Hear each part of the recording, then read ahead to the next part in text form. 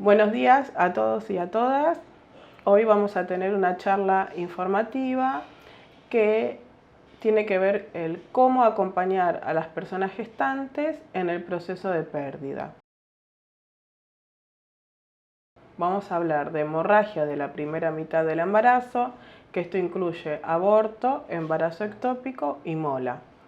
Y los otros dos grandes temas, que son la interrupción voluntaria del embarazo, IVE, y la interrupción legal del embarazo, que es el ILE. Esta charla la organiza la Dirección de Enfermería en conjunto con el área docente, que está a cargo de la licenciada Celeste Vera. Mi nombre es Valmori Carolina, soy licenciada en Enfermería y supervisora de la maternidad de acá del hospital. Vamos a comenzar con las definiciones, básicamente, que tiene que ver con las hemorragias de la primera mitad del embarazo, que tenemos tres grandes rasgos o tres grandes temas para abarcar. El más conocido es el aborto, que como definición tenemos que es la interrupción del embarazo que resulta de la expulsión de un feto inmaduro no viable. Y también dentro de esta clasificación sabemos que el aborto se clasifica al feto que pesa menos de 500 gramos o una edad gestacional menor a las 20 semanas de amenorrea. El embarazo ectópico, que es el otro tema, que lo vamos a tocar muy por arriba, tiene que ver con el embarazo donde la implantación del blastocito se realiza fuera del lugar normal. Y la enfermedad trofoblástica gestacional, también conocida como mola hidatiforme, es la proliferación anormal del trofoblasto con abundante producción de hormona coriónica gonadotrofina humana y la degeneración del tejido derivado del corio. Cuando hablamos de aborto, vamos a tener dos clasificaciones importantes, que son el aborto espontáneo, que ahora vamos a hacer un detallado, y el aborto inducido, que en nuestro país, luego de la ley del IVE y el ILE, entramos en ese tema en particular, que lo vamos a hablar después. Dentro de los estados evolutivos del aborto tenemos el aborto en curso, la amenaza de aborto, el aborto inminente, el aborto completo e incompleto y el aborto séptico. Para diferenciar en qué tipo de aborto nos encontramos, nos vamos a basar en tres ítems fundamentales que tienen que ver a través del diagnóstico. Uno va a ser el tacto, que lo realiza la licenciada en obstetricia o el obstetra, la clínica que presenta la gestante o la persona con capacidad de gestar, y la ecografía, que es la imagen que también lo determina el obstetra o el médico que está realizando la imagen a través de la ecografía. En el punto que quizás enfermería es donde más va a prestar atención, tiene que ver con la metrorragia, que es la pérdida de sangre por genitales externos, el dolor, que vamos a ver que es muy característico, y la expulsión, que puede ser la expulsión del feto o el producto de la gestación y de las membranas y o placenta. La amenaza de aborto es el estadio en el que, si se toman medidas terapéuticas, es posible la preservación del embarazo. En el cuadro clínico vamos a tener escaso dolor en hipogastrio de tipo cólico, hemorragia genital leve de color rojo rutilante, el cuello no va a tener modificaciones o va a tener el inicio de la dilatación. Esto significa que el OSI se encuentra cerrado. ¿Qué es el OSI? El orificio cervical interno. Y el útero corresponde a la edad gestacional. En la imagen ecográfica se va a ver que el saco gestacional se encuentra implantado en la cavidad uterina. El otro estadio tiene que ver con la amenaza de aborto, ¿sí? Que es lo que veníamos nombrando. El tratamiento primero es confirmar el embarazo a través de un dosaje de sunida beta, una ecografía para valorar el feto, la placenta y las condiciones cervicales. Dentro de nuestros cuidados va a ser el reposo absoluto. Cuando hablamos de reposo absoluto es completo, ¿sí? Hablamos no solo desde lo físico, sino desde lo psicológico. Por eso es necesario quizás que se interne a la paciente. La administración de progesterona, ya que la progesterona es la hormona madre de la gestación.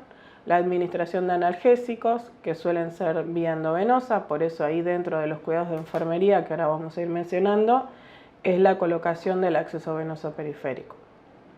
Y obviamente mantener una conducta expectante, porque podemos pasar de una amenaza de aborto a un aborto en curso o a un aborto inminente.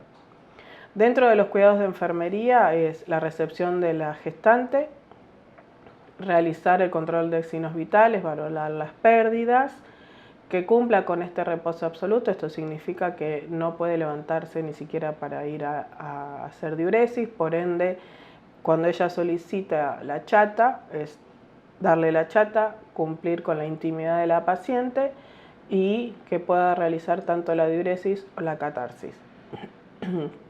El control de pérdidas vaginales, de sangre, sobre todo, entonces la colocación de apósitos puede ser no estéril, pero cuantificar y ver la calidad de la pérdida sanguínea por vía vaginal. La administración de analgésicos, que eso lo prescribe el médico, en este caso el obstetra o el ginecólogo, y nosotros hacemos la administración de analgésicos según la dilución necesaria.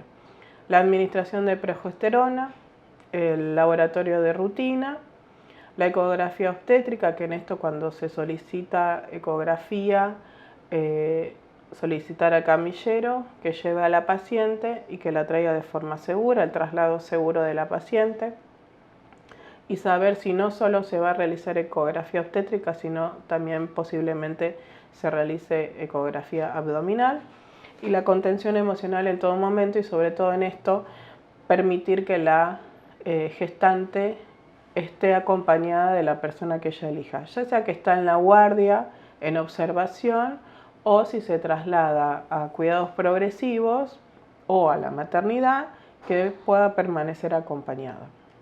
Ahora vamos a definir dos tipos de aborto, el aborto en curso y el aborto inminente. En este caso, en el aborto en curso es cuando comienzan los cambios cervicales. Y cuando el aborto es inminente es porque el aborto en sí ya no se puede detener. El cuadro clínico del aborto en curso, la metrorragia, ya está con presencia de coágulos, que es lo que dijimos, la pérdida sanguínea a través de genitales externos, el dolor en hipogastrio y en todo el cuerpo uterino ya se encuentra contraído y el dolor quizás es un poco más notorio. La paciente lo va a referir como un dolor más fuerte porque la contractibilidad del útero es mayor. Cuando se realiza el tacto vaginal, ya se puede determinar que el canal cervical se encuentra permeable al dedo, ya hay modificaciones tanto en el OSI como en el OSE. Y en la imagen ecográfica ya se pueden ver la presencia de restos ovulares intrauterinos. En el aborto inminente, el cuadro clínico mencionado anteriormente es mayor y en este caso, el cuadro clínico del aborto inminente tenemos que la metrorragia es de color rojo rutilante con presencia de coágulos, el dolor tipo cólico es severo por las contracciones uterinas que van en aumento, el tono de cada contracción es mayor, ¿por qué? Porque se está preparando el útero para la expulsión. La dilatación cervical continúa con la procedencia del huevo a través del cuello uterino, que esto es el signo de Turner. En la imagen ecográfica ya podemos ver que el trofoblasto se encuentra desprendido y que hay coágulos intraútero. Otros dos son el aborto completo y el aborto incompleto. El aborto completo, como dice la palabra, es el estadio en el que se constata la expulsión total del embrión. En este caso, vamos a ver dentro de la clínica la expulsión completa del huevo con el cese de la hemorragia. Al desprender el producto de la gestación, cede el dolor y el cuello uterino comienza a cerrarse. Hay una disminución del volumen uterino y el aumento del tono. ¿Por qué? Porque si todavía, en este caso que no quedan restos, lo que hace es tener una contractibilidad uterina menor para que ese útero vuelva a su estadio pregestacional. En la imagen ecográfica vamos a ver que el trofoblasto está ausente y que puede observarse seguramente restos hemáticos o presencia de coágulos. En el aborto incompleto, como bien la palabra lo dice, es el estadio en el cual se expulsa parte del embrión, pero quedan restos placentarios retenidos en la cavidad uterina. En este caso, la hemorragia va a persistir, hay ausencia de dolor, el cuello permanece permeable porque todavía tenemos restos placentarios intraútero, que eso es importante para que se puedan desprender de manera fisiológica. El útero está aumentado de tamaño y hay una consistencia blanda. En la imagen ecográfica, el útero está aumentado de tamaño con restos ovulares en su interior. El tratamiento para toda esta clasificación del aborto, tanto para el aborto inminente, para el aborto incompleto y para el aborto completo, siempre va a ser la conducta expectante, tener en cuenta la pérdida sanguínea por genitales externos, el manejo del dolor, esperar la eliminación o la expulsión del producto de la gestación de manera fisiológica, y si no, lo que se hace es a través de dos métodos, que es el legrado o la utilización de la AMEU, para que el desprendimiento o la expulsión tanto del feto o de los restos placentarios que están sean efectivos. Acá en la diapo les puse algunos ítems para tener en cuenta. A modo informativo, el embarazo ectópico, que lo habíamos mencionado anteriormente, es el embarazo donde la implantación del mismo, del blastocito, se realiza fuera del lugar normal de anidación. La localización suele ser en la parte tubárica. El 98% de la anidación anormal suele ser en la parte tubárica, en la parte ampular. Como ven en la diapo, puede ser a nivel ísmico, en los fímbricos o en el intersticial. El resto de la anidación puede ser a nivel ovárico, cervical, intraligamentario o abdominal. ¿Cuál es la mayor complicación del embarazo ectópico? Es el estallido de la trompa. Pero a la presencia clínica, lo que la gestante va a presentar es un dolor abdominal en fosa ilíaca muy fuerte. Va a ser un dolor bastante intenso, que cuando uno hace la palpación automáticamente la paciente refiere dolor. El útero está blando, hay metrorragia, y esta metrorragia puede ser de color negra o roja, ¿sí? Y el cuello uterino permanece cerrado. El tratamiento es quirúrgico, por eso en el embarazo ectópico la paciente se prepara rápidamente, se la estabiliza en caso de ser necesario y pasa a quirófano.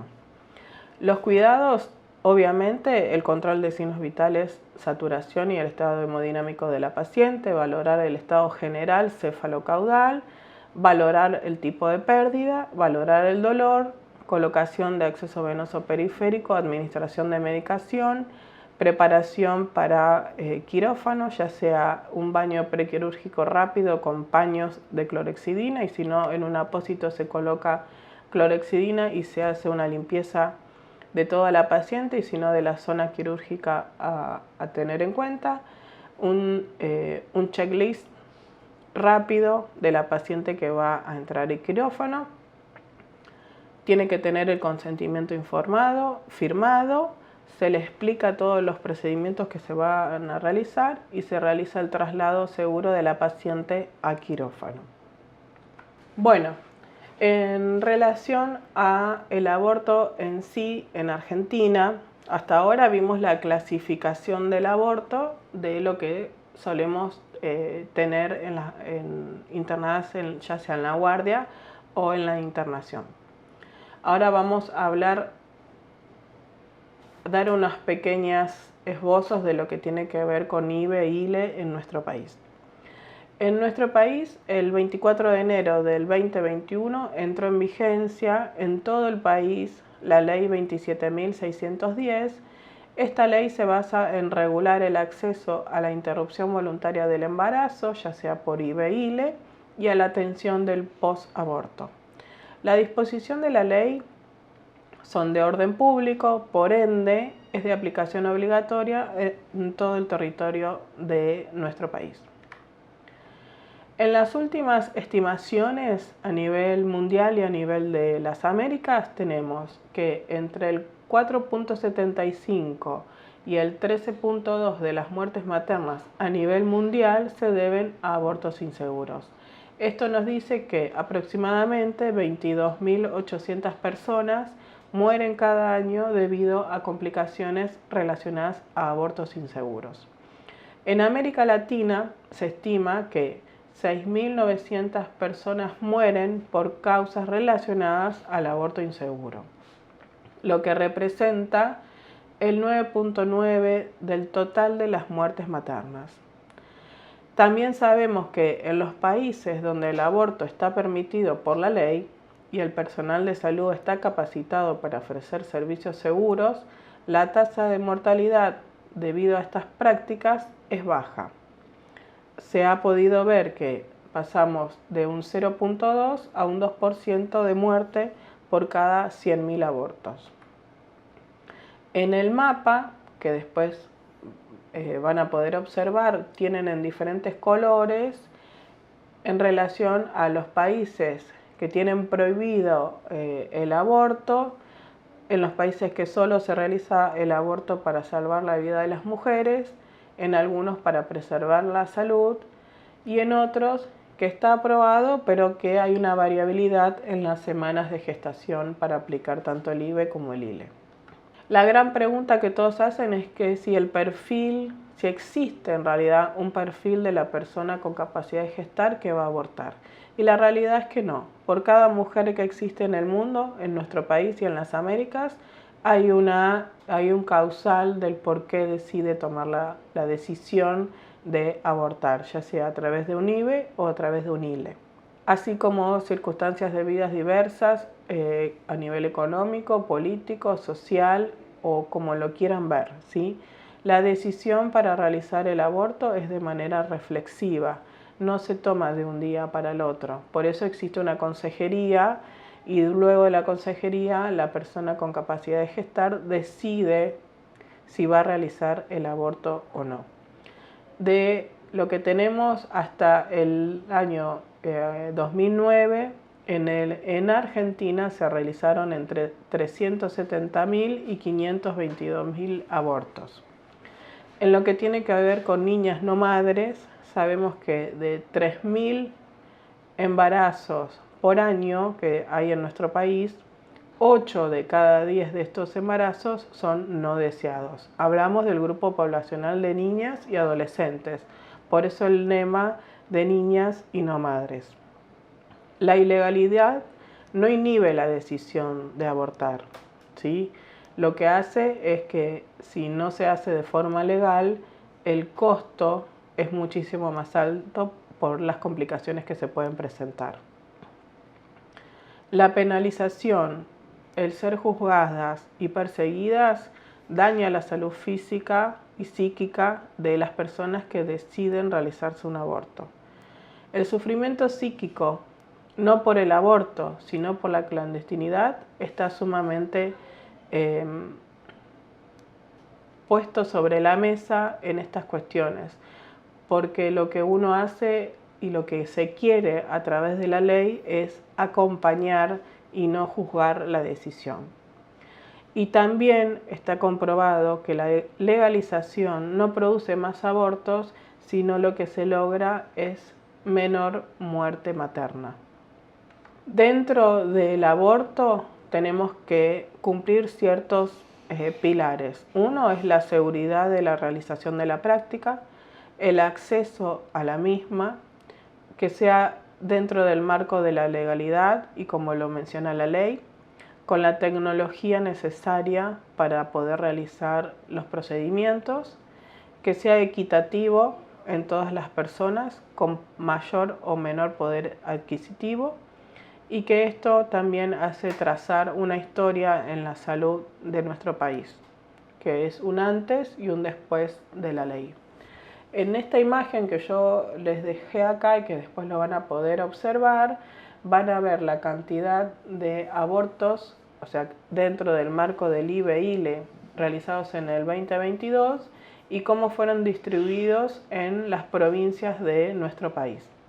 Si bien, como dice, la ley es federal, pero también sabemos que en algunas provincias feudales y con características donde la religión quizás es más fuerte, podemos observar que los números son diferentes. ¿Por qué? Porque la accesibilidad, la seguridad, la legalidad, la tecnología y la inequidad están más a flor de piel. Por ejemplo, en La Pampa se realizaron solo 208 IBE, en San Juan 245, en Corrientes 744 y sin embargo en Buenos Aires 22.665. En Misiones 952 y así en cada provincia. Entonces también hay que hacer una mirada social, política y de salud en cada una de las provincias de por qué y cuáles son las características de la accesibilidad o no a la ley. Dentro de este marco de la ley nos encontramos nosotros, enfermería, en lo que tiene que ver con la objeción de conciencia. La decisión de la persona gestante para realizar el IBE-ILE es incuestionable y no debe ser sometida por parte de ninguno de los profesionales de salud a juicios de valor. Tampoco tiene que estar influenciada por cuestiones personales o religiosas, por ende se dice que no pueden ser objetores los que no realizan la práctica directamente. Por lo tanto, lo que tenemos que hacer es garantizar los cuidados, garantizar la información y dentro de esto tenemos ciertos parámetros que tenemos que cumplir. Es el trato digno, ser respetuosos, inclusivos y no cuestionar la decisión de la interrupción del embarazo. Mantener la privacidad como en todos los pacientes que atendemos a diario. La confidencialidad también es importante. La autonomía de la voluntad. ¿A qué nos referimos con esto? Es que los profesionales de salud tienen la función pública y el rol ético de cuidar la salud de las personas sin decidir por ellas. El acceso a la información, esto significa el derecho que tiene el paciente para tener información sobre todo lo que le está pasando y las dudas que se puedan presentar en ese momento, y una calidad de cuidado totalmente humanizado. Entonces, nosotros podemos tener una postura personal, pero prima lo profesional. Si ustedes en ese momento se creen o en ese momento no sienten que están capacitados para atender a una persona con capacidad de gestar que se está por realizar un IBE, un ILE, lo pueden mencionar a su superior directo y lo que informan esto y que otro compañero o compañera pueda realizar los cuidados, pero no ponerse como a debatir o a cuestionar la decisión de la gestante o de la persona con capacidad de gestar. Lo que hay que tener en cuenta son estos pilares y sobre todo que somos profesionales de la salud que brindamos cuidados. Ahora lo que vamos a hablar es del tratamiento con medicamentos, ¿sí? La interrupción del embarazo con medicamentos. En esto, a diferencia de los anteriores, la clasificación típica del aborto, tiene como un tratamiento quirúrgico o de eliminación fisiológica. En cambio, en el IBE-ILE vamos a tener dos medicaciones que son sumamente importantes. Una es la mifepristona. La mifepristona es un medicamento que lo que hace es bloquear el efecto de la progesterona, que justamente es la hormona necesaria para la continuidad del embarazo, y favorece el efecto del misoprostol sobre el útero. El misoprostol lo que hace es producir contracciones en el útero. Estas contracciones a nivel uterino lo que van a provocar es la dinámica y la expulsión del contenido uterino, sea del saco gestacional, del tejido que lo rodea o muchas veces en bloque, que le decimos que es al producto de la gestación con anexo y bolsa, incluso con la placenta. Esta eliminación puede ser similar a una menstruación, ¿sí? Para que tengan en cuenta, en nuestro hospital se realiza la consejería, se cita a las pacientes, se realiza la consejería en el cual le explican todo cómo va a ser el proceso. Yo lo que les voy a mencionar es los dos tipos de procedimientos. Uno va a ser con el misoprostol, ¿sí? Que es el que famosamente ya lo conocen, que son 12 comprimidos, pero que tienen un tratamiento. Este tratamiento se hace de forma ambulatoria, ¿sí? Le vamos a decir a la persona gestante o la persona con capacidad de gestar que tome un comprimido de ibuprofeno de 400 miligramos y 30 gotas de Reliberam.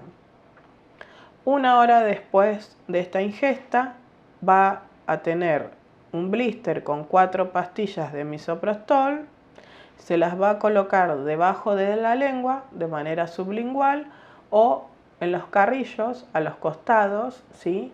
2 de cada lado, y lo va a tener por media hora.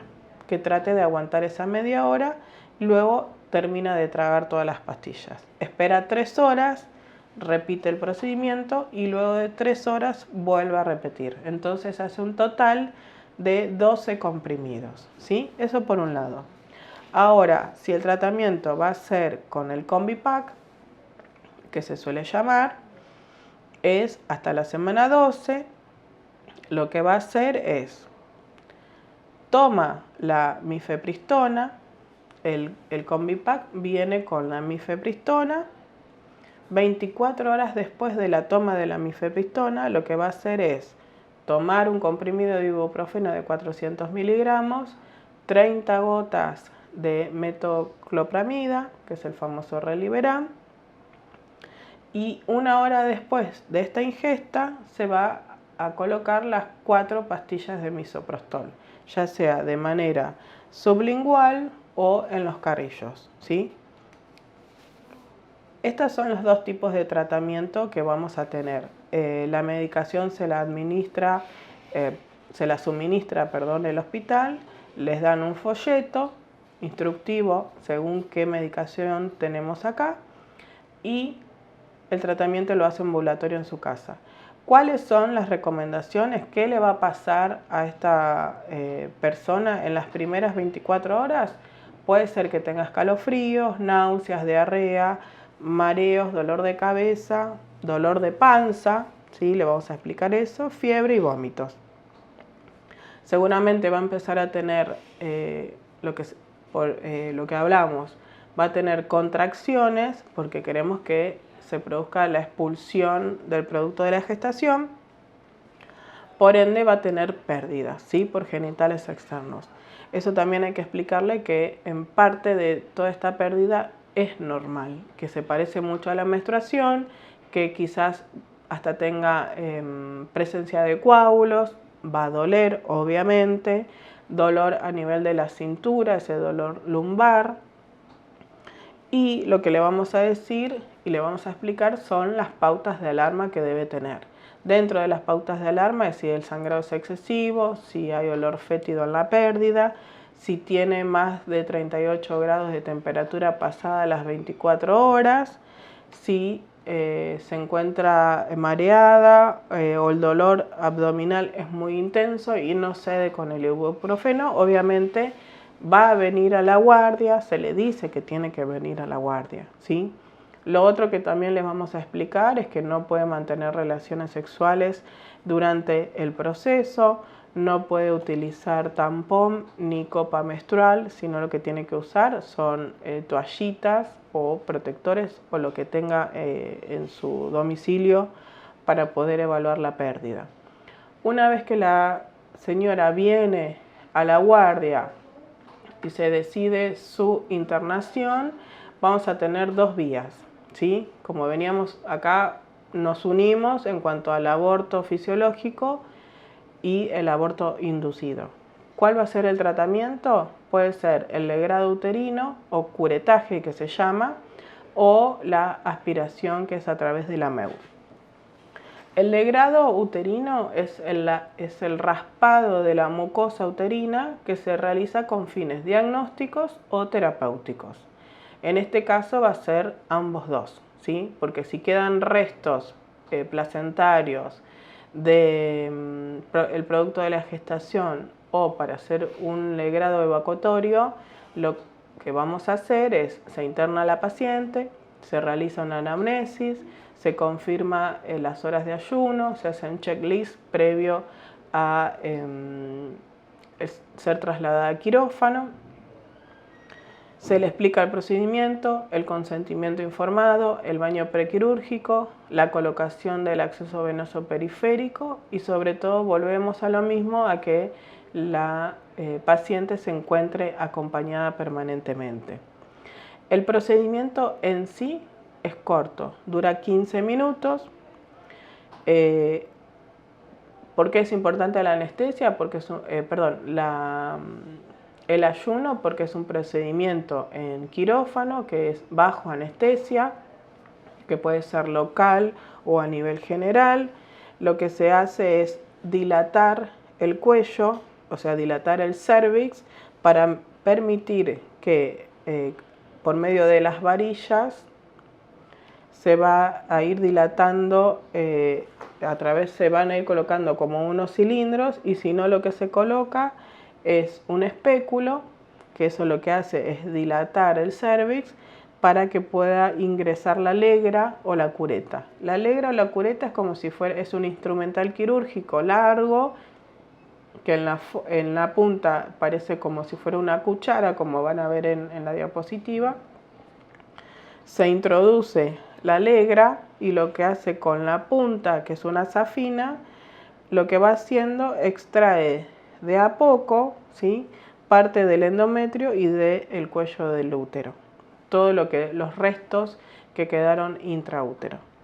Una vez que se produce el legrado terapéutico, lo que vamos a observar en el postquirúrgico de esta paciente va a ser el sangrado, la calidad del sangrado, la cantidad, el dolor, porque es un procedimiento quirúrgico que duele, que mantenga el reposo, el ayuno, para que pueda tolerar primero tolerancia a líquidos y después continuar y progresar la dieta. Tener en cuenta, volvemos a la contención emocional y al apoyo emocional que va a tener esta señora. Va a pasar por un proceso de duelo de pérdida, más allá que haya sido un aborto espontáneo o un aborto inducido, ¿sí? Lo importante en estos casos es que cuando se vaya de alta institucional, se vaya con un método anticonceptivo eficaz y seguro, y que decida la persona cuál va a tener. En la institución tenemos pastillas anticonceptivas, inyectable, o puede ser la colocación del implante. Puede ser también la colocación del DIU. A veces, si ya el método anticonceptivo ya fue decidido con anterioridad, se puede colocar posterior al legrado, ¿sí? En eso no hay que esperar mucho. Lo que sí, en caso que quiera quedar embarazada nuevamente, tiene que esperar al menos 2 o 3 meses. La menstruación se va a reiniciar automáticamente entre los 30 y 40 días de manera normal. Lo que sí tiene que tener en cuenta que tiene que por 2 semanas estar en reposo sexual, no utilizar tampón, no utilizar ducha vaginal y no realizar ejercicios de alto impacto o ejercicios intensos. ¿Cuáles pueden ser las complicaciones en el postlegrado? El daño del útero, que a veces cuando se ingresa la legra, a veces puede provocar daño, infección, obviamente, de todo lo que es la parte uterina, hemorragia, y por eso es que nosotros tenemos que estar atentos en la pérdida y educar en lo que tiene que ver con los signos de alarma por los cuales no va a pasar mientras está internada, porque la internación suele ser 1 día o 2 como mucho, y después todo el seguimiento es de forma ambulatoria. La otra opción para el tratamiento que habíamos mencionado es la MEU, que es la aspiración manual endouterina. Van a ver en la foto que es una aspiración por vacío, que así como en el aborto con medicamentos se consideran procedimientos de primera elección para evacuar el contenido del útero antes de las 13 semanas de gestación. Lo que se está recomendando en las últimas actualizaciones es que dejar un poco de lado el legrado uterino con la legra y pasar a, como primera opción, el tratamiento con medicamentos, y en vez del legrado utilizar la MEU. Como ven en la foto, es como si fuera un dispositivo que lo que hace es aspirar el contenido, a diferencia de la legra, que lo que hace, como bien dice la palabra, raspar parte del miometrio, ¿sí? Por eso es que se prefiere la utilización del tratamiento con medicamentos, que lo mencionamos antes, o de la MEU, ¿sí? Para la MEU, quizás es lo mismo que habíamos mencionado antes, la preparación de la paciente para todo lo que es el área quirúrgica, porque es un procedimiento que se realiza en quirófano, donde es necesario el recurso humano, donde ahí van a estar los obstetras que están capacitados para este procedimiento, el personal de enfermería para la preparación pre y postquirúrgica y la enfermera del quirófano que hace la recuperación de la paciente. La infraestructura, obviamente que necesitamos un quirófano y dentro del quirófano el anestesista y las instrumentadoras. Este procedimiento se hace en quirófano, no se realiza en la habitación. El instrumental necesario, que ahí hablamos de espéculos, pinzas de cuello, que pueden ser la pinza de Pozzi o la Herina, los dilatadores, jeringa, material descartable, material blanco, medicación, etc., ¿sí? Dentro de lo que tiene que ver también con el recurso necesario está la documentación, que es la historia clínica, el consentimiento informado, que tiene que estar firmado por la paciente, la hoja prequirúrgica o el parte anestésico y todo lo que tiene que ver con la hoja de enfermería o todos los procedimientos de enfermería que se van a transcribir y a evolucionar. Se realiza el procedimiento, es un procedimiento corto, también muy parecido a la legra, dura 15 a 20 minutos. Lo que se hace es, según las semanas de gestación, van a ser los diámetros de las cánulas, que lo van a ver en la foto, que tienen un diámetro en la punta de apertura que se relaciona, vuelvo a decir, en las semanas de gestación con el diámetro o el espesor de lo que tienen que aspirar, ¿sí? Hay un cuadro que lo pueden encontrar, todo esto está en la página del ministerio, donde dice, según la semana de gestación, si la aspiración del producto es escasa, va a utilizar una cánula de X milímetros, y si el producto para aspirar es mayor, va a utilizar otra cánula con otro diámetro de apertura. Se realiza la aspiración, eso se aspira de forma tipo al vacío, y una vez que ya en la aspiración ya no se vea que viene nada, ahí termina el procedimiento. Lo importante de la paciente es que esté con la vejiga vacía, se coloca en posición ginecológica obviamente, se realiza el examen bimanual, esto lo realiza el médico. Nuevamente se realiza la dilatación del cuello para que pueda ingresar la cánula, se realiza la antisepsis y una vez que ya está, la paciente pasa a lo que es la sala de recuperación, ¿sí? En ese momento también, si se puede y ya se determinó con anterioridad si se va a colocar un DIU, se puede introducir en ese momento y se coloca la colocación del DIU, ¿sí? Lo que vamos a estar atentos nosotros cuando vuelva postquirúrgica es observar el sangrado en cuanto a cantidad y calidad del sangrado, todo lo que tiene que ver con la higiene perineal de la zona, control de signos vitales, saturación y el estado hemodinámico de la paciente. En caso de dolor, administrar la medicación que prescriben los ginecólogos, que pueda permanecer acompañada por la persona que ella elija. Lo ideal es que antes del alta tenga su método anticonceptivo eficaz y seguro. A diferencia del legrado, si bien tiene que tener 2 semanas de reposo, ¿sí? Pero pues, si la pérdida fue espontánea y quiere quedar embarazada nuevamente, no tiene que esperar tanto tiempo, puede quedar embarazada nuevamente a diferencia del legrado. Métodos anticonceptivos, vuelvo a repetir, el DIU, los hormonales combinados o con prostágenos, el preservativo, la ligadura tubárica o el implante. Lo que vamos a tener en cuenta previo al alta de la paciente es que seguramente va a seguir con algún tipo de dolor tipo cólico, entonces que tenga los analgésicos previo al alta, que tenga el control y los signos de alarma relacionados a la pérdida, que tiene que valorar cómo es la cantidad y la calidad, y le vamos a poder decir que es como si fuera la menstruación, que va a ir desapareciendo de a poco.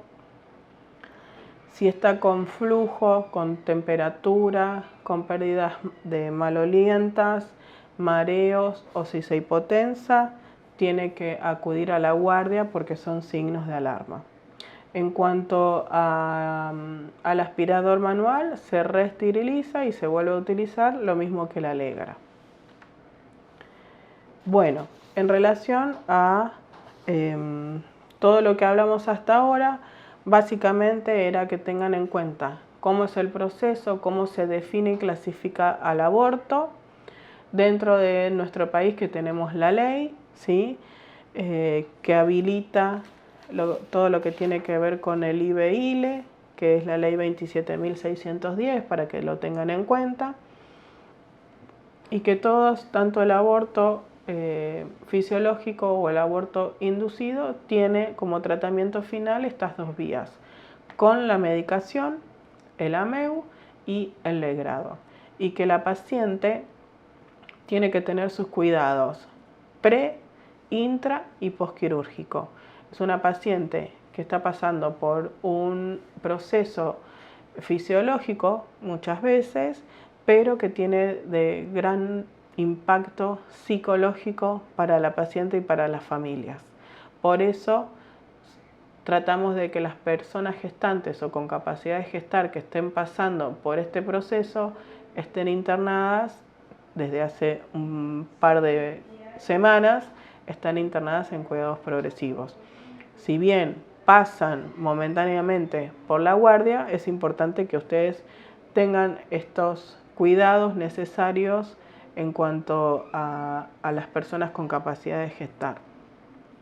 También, antes de terminar, y para que no sea tan extenso, tengamos en cuenta que dentro del marco, no solo de la ley 27.610, También tenemos la ley 26.150 que habla de educación sexual integral, la ley 25.673 que habla de la salud sexual y procreación responsable, y en nuestro país tenemos el plan ENIA que tiene que ver con la prevención del embarazo no intencional en la adolescencia. Todo está atravesado por el uso de los métodos anticonceptivos de forma eficaz y segura. Y tenemos que tener una mirada integral con perspectiva de derecho y de enfoque de género, ¿sí? Y todo esto está atravesado por las políticas públicas. Por eso es importante que se den estas capacitaciones para quizás entender y sobre todo acompañar estos procesos y no tener esta mirada realizando quizás un juicio de valor en un tema que es muy delicado. Si bien la palabra aborto moviliza un montón, pero nosotros estamos para acompañar. Así que bueno, cualquier duda estoy a la disposición y gracias por la atención.